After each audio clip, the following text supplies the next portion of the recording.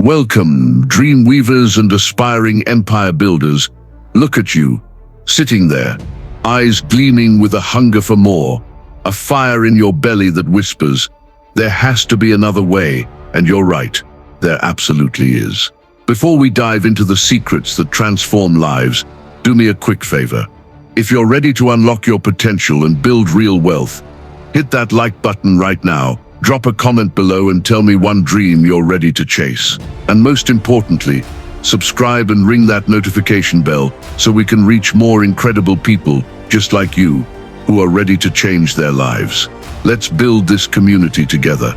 It starts for many of us at a young age, perhaps in our early 20s, staring at a bank account that resembles a desert after a long drought.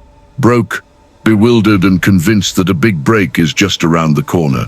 If only we could land that better job or stumble into that perfect opportunity. Sound familiar? We've all been there, haven't we? That persistent whisper in our minds. If only I had more, a different degree, a richer uncle, a winning lottery ticket. But here's the kicker, the plot twist that nobody tells you, that belief is often wrong.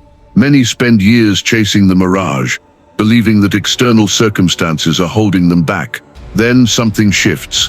A switch flips, and for some by their late 20s they've built and successfully exited multiple companies, not because they found a magic lamp or a hidden treasure map, but because they finally stopped doing 5 things that were actively sabotaging their success. If you're here tonight because you're tired of the struggle, tired of feeling stuck in the quicksand of almost, then lean in close, because what's about to be shared isn't just about building wealth in your bank account, it's about building wealth in your soul, in your confidence, and in the sheer unadulterated joy of living a life on your own terms. It's about breaking free from the invisible chains that bind so many of us. Are you ready to cut them loose?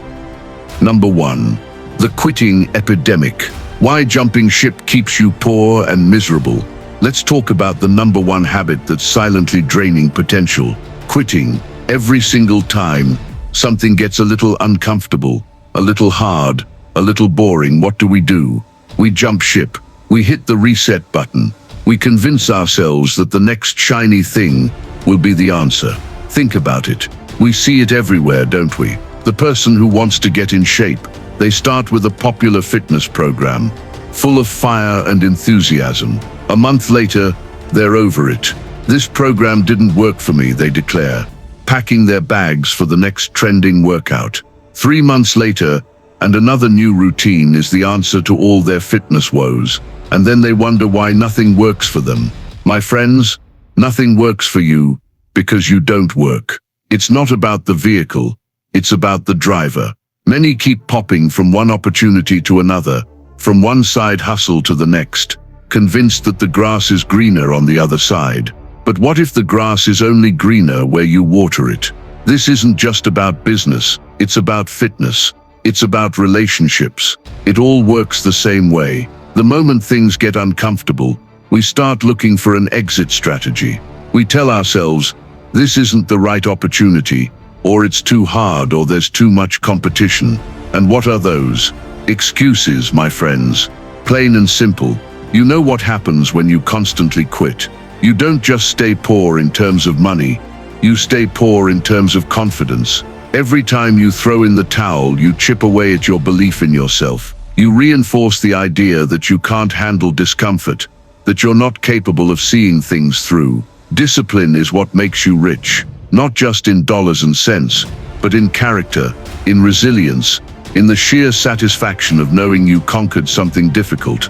The people who truly win, the ones who build real wealth, are the ones who keep going when it's boring, when it's painful, when it's utterly unclear. They look at the mountain of challenges and say, I have to find a way forward. Every business, every side hustle, every new endeavor has what we can call a valley of death. It starts with this beautiful, exhilarating, uninformed optimism. There's a buzz of excitement, a conviction that this is the one. This is going to be so much easier than the last thing. I'm finally going to make this work. Then, inevitably, you hit the valley. This is informed pessimism. This is where the initial glow wears off, and reality sets in. Wow, this is so much harder than I thought. Is this even the right opportunity? The market's too competitive. Perhaps an easier path exists. This is where most people die, not because the opportunity was bad, but because they pivot too soon. They encounter resistance and declare, "Forget it, I'm out." This habit, these thoughts are what keep so many people trapped in that valley. It's why they never accumulate real wealth. They mistake hard for wrong. You don't need a new business. You don't need a new side hustle. You don't need a new job. You need to stop trying new things every time the current one gets hard. This is about frustration tolerance. Can you sit with discomfort? Can you push through the messy, unclear middle to reap the rewards on the other side? The skill of making the most of any opportunity is far more valuable than the skill of picking the perfect opportunity. Because guess what? In 12 months, there will always be a better opportunity. Are you going to jump ship every year, forever chasing the next illusion? Or are you going to become the type of person who can make anything work? Who can make a marriage work, a long-distance relationship work, a small business work, a media company work? You don't fail because your idea sucks. You fail because you haven't stuck with any idea long enough to see its pitfalls, to understand its nuances, to iterate and evolve it into success. The inability to tolerate frustration is the number one reason people don't build wealth. It's time to build your frustration muscles. Number 2. The approval addiction, breaking free from the prison of other people's opinions. Let's talk about the second silent killer of potential: seeking approval. Every time you wait for someone else to give you the green light, to tell you it's okay, to give you control, you're handing them the keys to your entire future. You're giving away your power.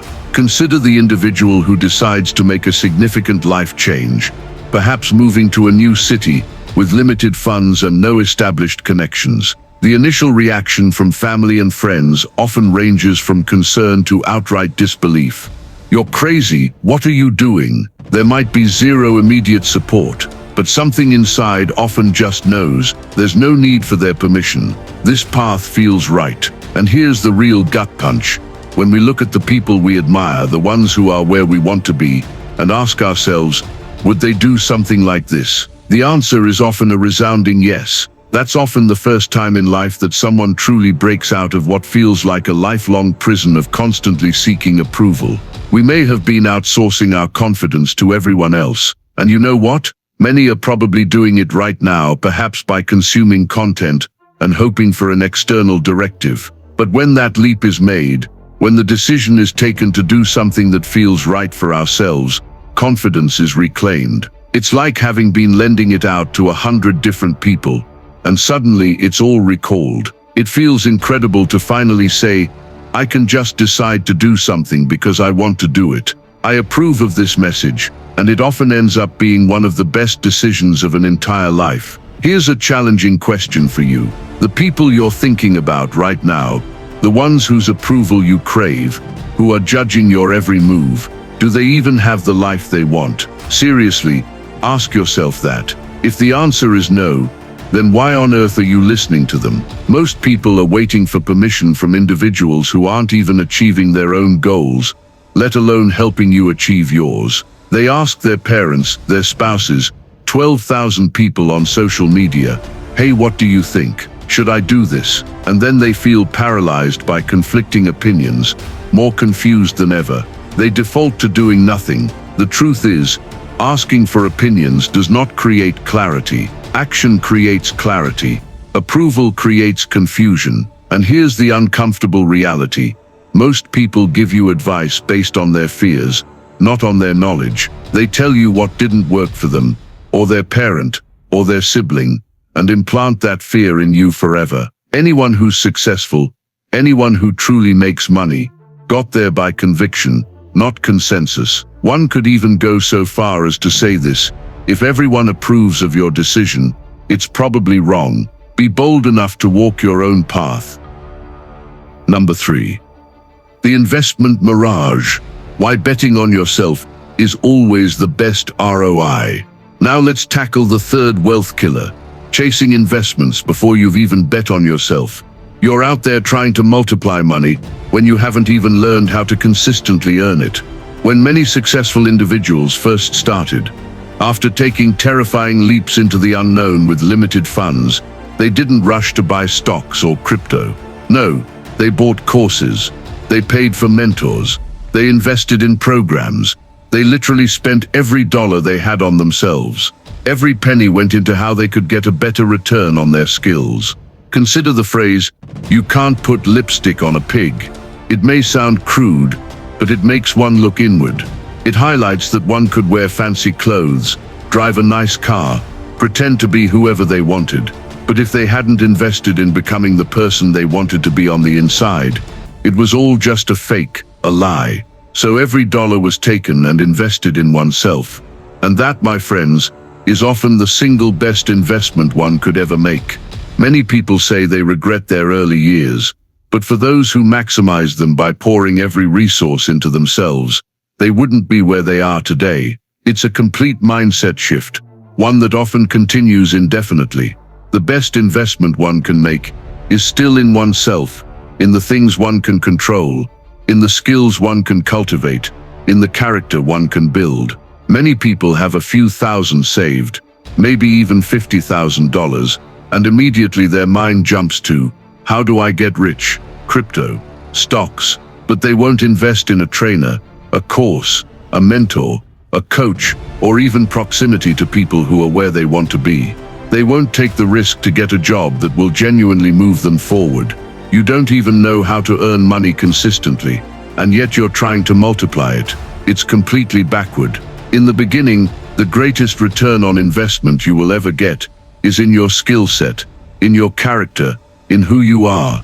Until you're consistently making significant money, let's say more than 7 figures a year, stop trying to invest money like someone who makes more money.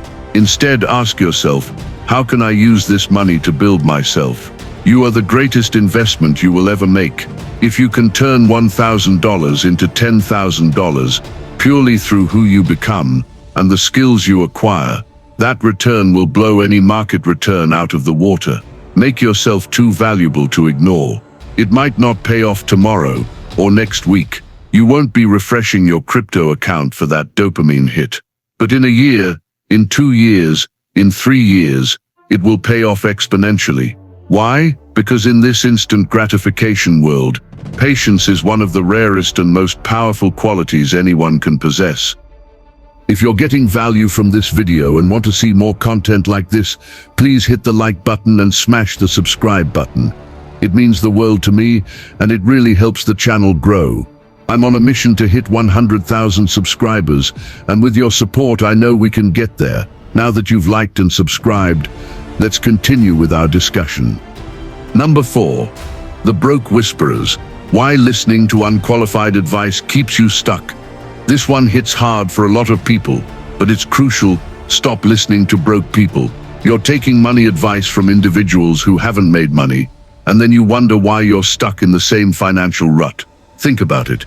Would you take fitness advice from someone who's completely out of shape? Of course not. So why on earth would you take financial advice from someone who doesn't have money? For years, many made this exact mistake. They spent countless hours listening to money advice from people who were just as financially challenged as they were, if not more so. Everything changes the day a line in the sand is drawn and a declaration is made.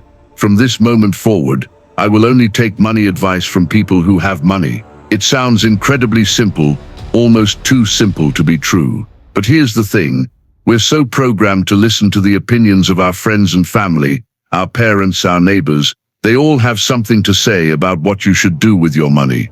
And you often forget to ask yourself, is this person even qualified to give me this advice? A powerful concept that always resonates is that your circle is your ceiling. If you're surrounded by people who are stuck, who complain about money, who view it negatively, guess what? You'll likely hit their ceiling. In the beginning, it might be impossible to get around wealthy people directly. So what can be done? Move somewhere people have more money. Start watching people online who have more money. Buy courses and read books from people who have more money. Immerse yourself in their mindset. Consider the powerful impact of changing one's environment.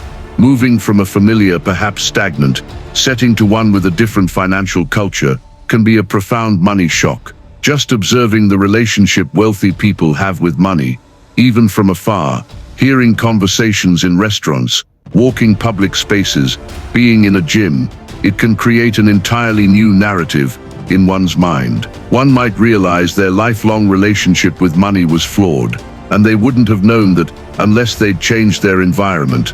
It doesn't even mean those wealthy people become your friends. It's about picking up subtle cues, observing how they act, how they think about money. When you have proximity to people who have what you want, you naturally change your standards. You elevate your minimum. When your brain recognizes that it's unacceptable to make less than, say, $1 million a year to be in the environment you desire, it will find a way to make it happen. You have to learn how to make money from people who actually have it. If your parents have only ever made $100,000 a year, and you aspire to make $300,000 or $400,000 a year, listening to them for financial advice simply isn't going to work. Sometimes no advice is better than bad advice. Choose your mentors wisely. Number 5. The partner trap. Why an unsupportive partner will cost you more than any bad investment. Finally, and perhaps most critically for many, stop choosing unsupportive partners. You cannot build a life, build wealth, or build an empire with someone who fears your growth. Money represents power, and if you have the wrong partner, they won't want you to have money because they don't want you to have power. The wrong partner will cost you more than any bad investment you could ever make. This situation is observed all the time. While many are incredibly grateful not to experience it personally, the stories are heart-wrenching.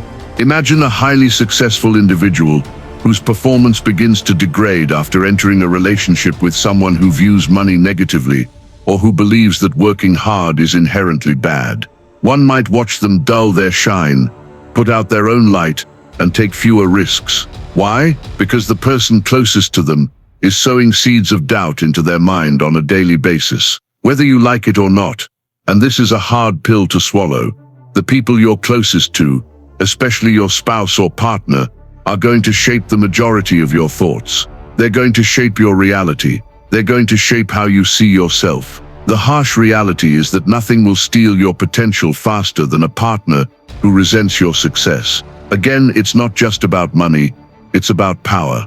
If you say, "I want to make a lot of money," what does that represent to your spouse? It might make them insecure. They might realize they aren't able to do that themselves. It shifts the power dynamic in the relationship because you have more resources, and most importantly, it represents freedom. You'll have more freedom, more options, and as you gain more options, it might make them feel like they are one of many options you have, not necessarily in terms of romantic partners, but in terms of how you choose to spend your time. You could choose to do different things with your time, rather than just being home watching a movie every night. The right partner will support your ambitions. They will multiply your success. The wrong one will subtract you from yourself.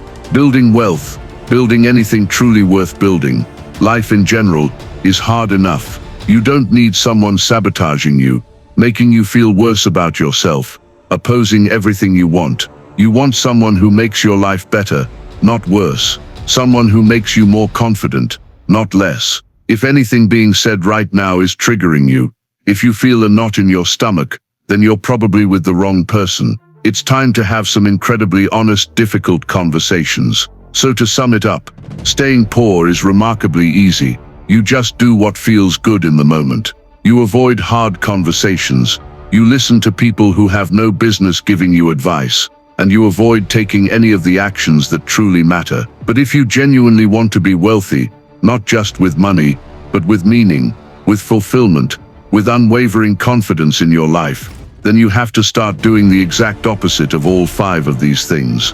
If you want to break out of the cycle of scarcity and step into a life of abundance, it begins with you. It begins with the courage to stop quitting, the bravery to stop seeking approval, the wisdom to invest in yourself, the discernment to choose your circle wisely, and the strength to demand a supportive partnership. The choice is yours.